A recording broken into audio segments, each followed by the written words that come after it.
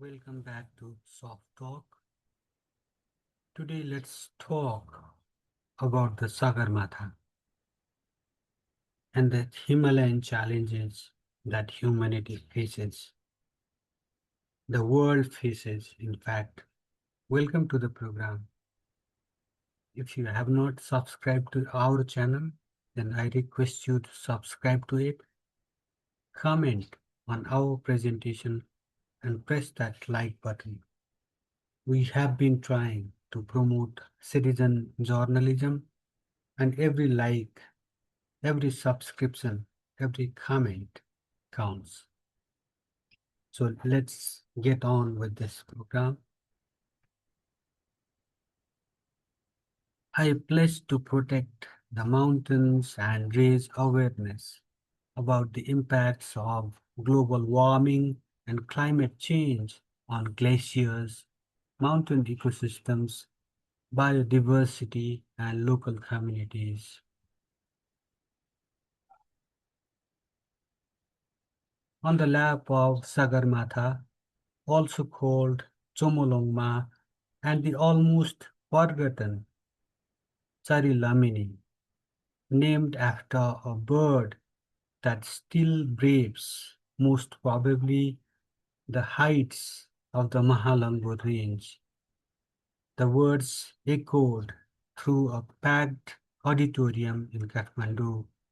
There, on May 27, more than 100 high-altitude mountaineers stood with raised arms in the shadow of the earth's 14th, in the shadow of the earth's 14 highest peaks in unison. In unison, they recited a collective code of conduct with Mukunda Prasad Niraula, Secretary at Nepal's Ministry of Culture, Tourism and Civil Aviation, behind the microphone.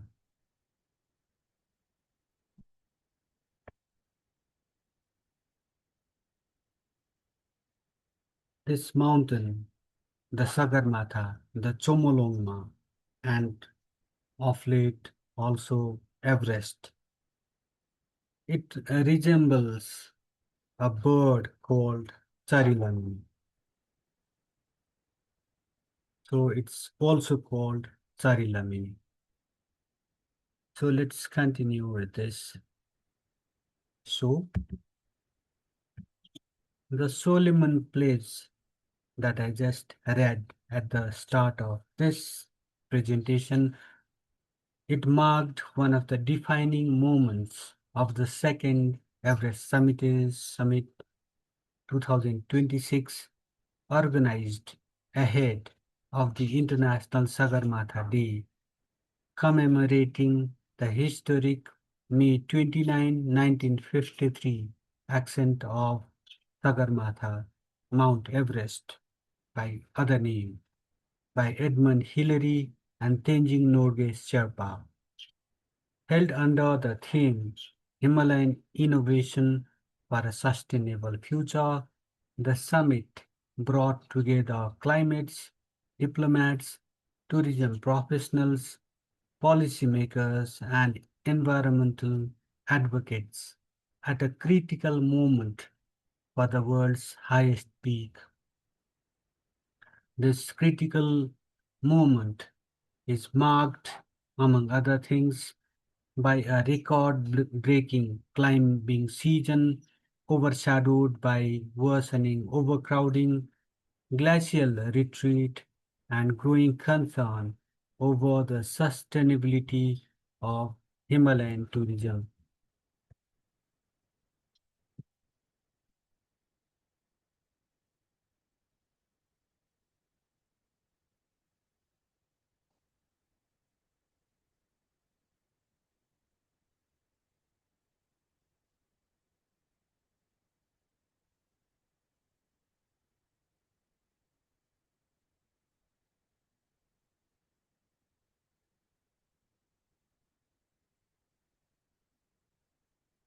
Record-setting season, growing alarm. This year, Nepal issued a historic 495 permits for the world's tallest peak, 8,848.86 meters, generating over 1.07 billion rupees in royalty revenue. The season witnessed extraordinary feats, including the legendary guide Kamirita Sherpa extending his own record with a 30-second successful ascent of the Sagarmatha. After his 31st successful ascent of the peak, I had also interviewed this legendary and very humble mountaineer. Chinese climber Jeshi Luori also achieved a rare feat. I hope I have pronounced her name correctly. She achieved a rare feat by summiting both the tallest peak, that is, the Sagarmatha, and Lhotse, the 8,516-meter cousin of Everest, twice within a single season. Both the climbers were present on the occasion with a bevy of mountaineers, tourism professionals, diplomats, environmental activists, and media persons, of course. The scale of activity reached new heights on May 20 this year when 274 climbers summited the tallest peak from the southern face. That is the most popular route, not the northern one, but the southern one from Nepal. The other is from Tibet, the Nepali side, on a single day, marking the highest number thus far. But the celebrations have been accompanied by renewed concern over the mountains' carrying capacity. Drone footage and images on social media showed long queues of climbers between Camp 3 and Camp 4 in a grim reminder of the deadly 2019 traffic jams in the massive death zone. At the time, overcrowding and delayed movement contributed to multiple fatalities.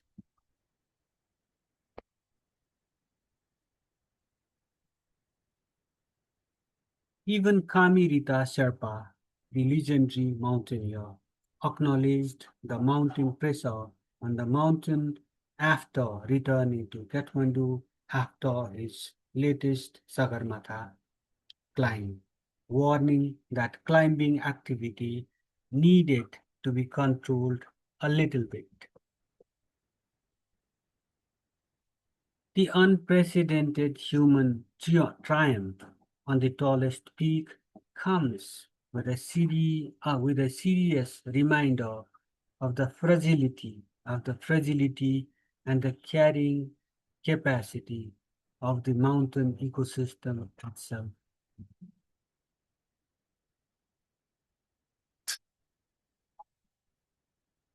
Let's have some more glimpses from that summit.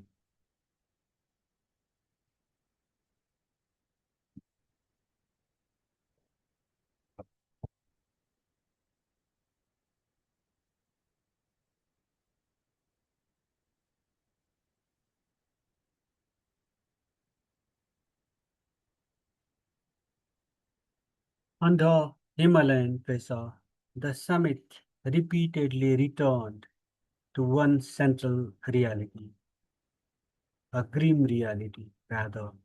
The Himalayas are warming faster than ever. Global warming and climate change, caused primarily by rising greenhouse gas emissions from industrialized economies, are accelerating glacial melting and retreat across the Himalayan region, threatening biodiversity, fragile mountain ecosystems, and local livelihoods. The consequences they extend far beyond Nepal's mountains, though Nepal remains one of the worst affected countries despite a very nominal carbon footprint. Described as Asia's water towers, the Himalayas feed major river systems, sustaining nearly 2 billion people across the continent. Melting glaciers, erratic snowfall, and changing weather patterns increasingly threaten water scarcity, agriculture, fisheries, and ecological balance across vast downstream regions. Against this backdrop, the star-studded meet sought to redefine the Sagarmatha not merely as an arena for adventure tourism and record-breaking accents, but also as a frontier, but also as a frontline symbol of the global climate crisis.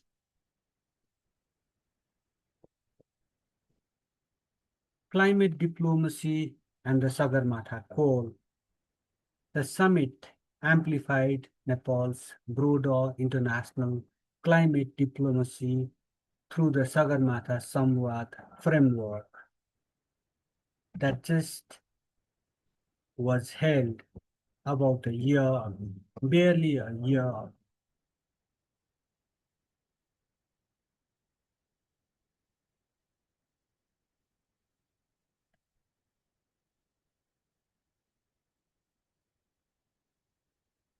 That was the country's flagship global dialogue initiative focused on climate change, mountains, and sustainable development.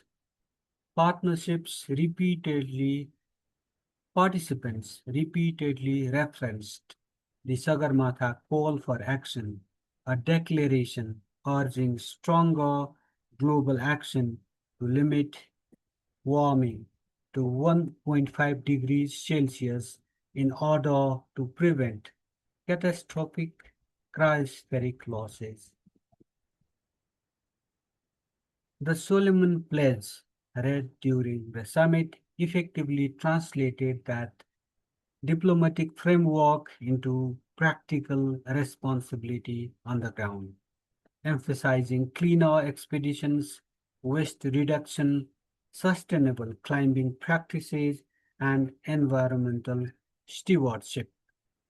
The declaration specifically committed climbers to minimizing waste generation, reducing single use plastics, supporting clean mountain campaigns, and respecting local cultures, traditions, and communities.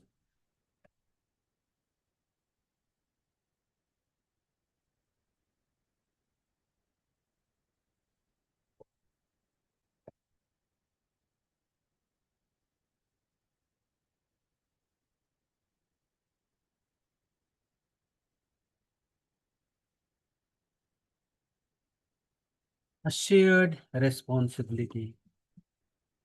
Addressing the gathering of nearly 600 participants, including 176 honored summiteers from 26 countries, President Ramchandra Paudel stressed that Everest is not merely Nepal's treasure but a natural heritage of global significance. Global warming, impacts of climate change, and the accumulation of garbage in mountaineering areas have emerged as major challenges of the modern world, he said. Conserving the environment and biodiversity in the Everest region while making mountains safe, sustainable, and technology friendly requires additional efforts and cooperation from all sides. That is what he said. Echoing those concerns, Minister for Culture, Tourism and Civil Aviation Khadgaraj Paudel emphasized the need for safer and more sustainable development tourism policies, stronger emergency response systems, and greater economic support for Himalayan communities disproportionately affected by climate change.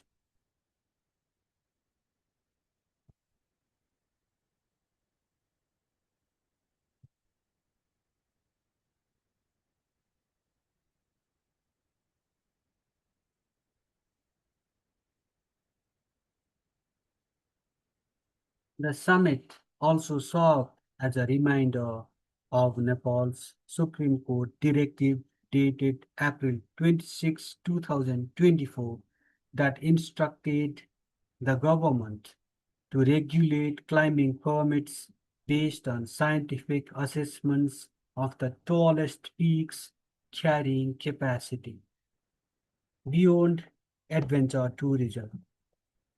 Former Nepal Tourism Board CEO Deepak Raj Joshi urged participants and policymakers to rethink how the Himalayas are perceived and promoted globally.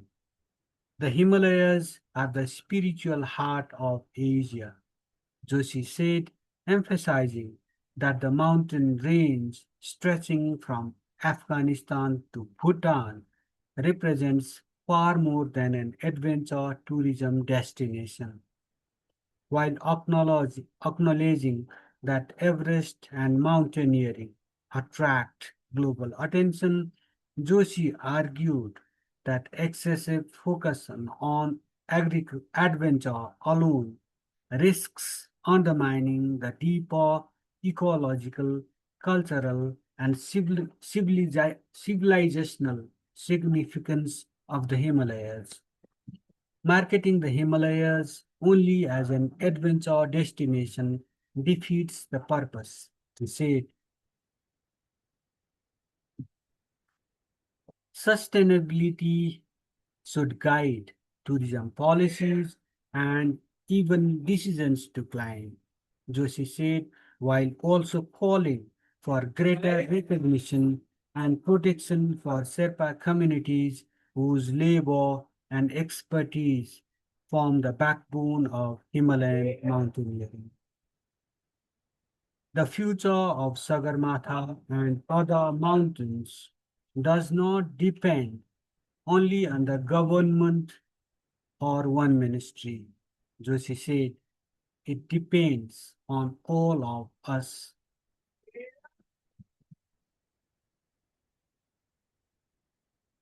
Protecting the future, the summit,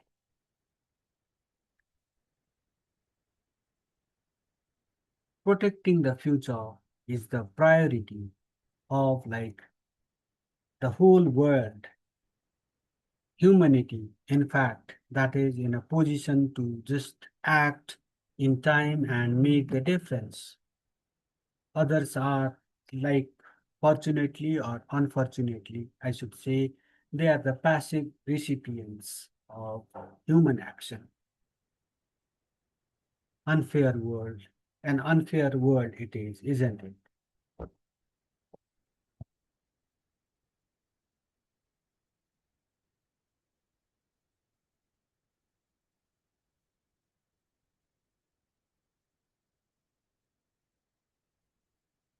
This summit ultimately reflected a growing realization within the mountaineering world. What is that realization? That the future of climbing itself depends on protecting the mountains themselves. For decades, the Himalayas symbolized conquest, endurance, and human ambition. Increasingly, however, Sagarmatha and other peaks have become a barometer of global warming and climate change, which have exacerbated unnatural disasters, water shortages, and climate injustice affecting a sea of humanity. Denying this serious fact will be detrimental to the blue planet in its entirety, not just humanity. At the summit, several summiteers highlighted the need to conquer the mountains within while seeking to conquer the mountains without. Sagarmatha and her sister peaks do not stand there with egos of Himalayan magnitude, challenging human ambition. They stand there as a divine gift of nature and a gentle reminder of a gigantic challenge that the living planet faces under the stewardship of Homo sapiens. What will the failure to wake up to this challenge entail? Humanity should ponder over this long and hard.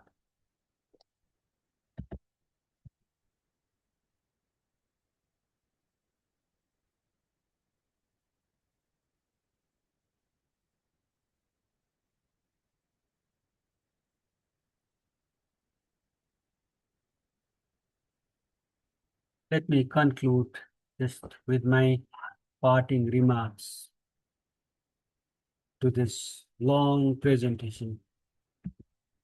I hope you are enjoying this throughout.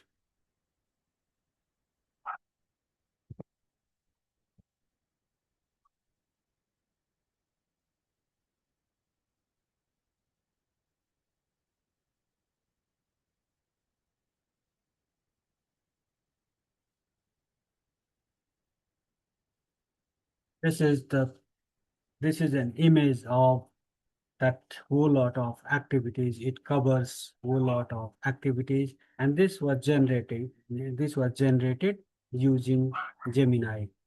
So let's conclude this. Let's wrap up this presentation.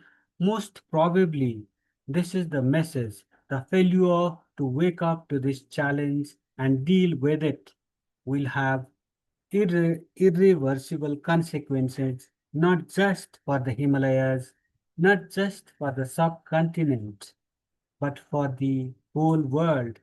Most probably, this is the message from the Himalayan peaks, including the Sagarmatha, Chomolongma, Everest, Charilamini, to us and the world beyond. Humanity would do well to heed it and act before the Charilamini, proverbial or otherwise, flies one last time, heralding the heat death. With this remark, I wrap up this edition of Soft Talk. Thank you for watching. Thank you for listening.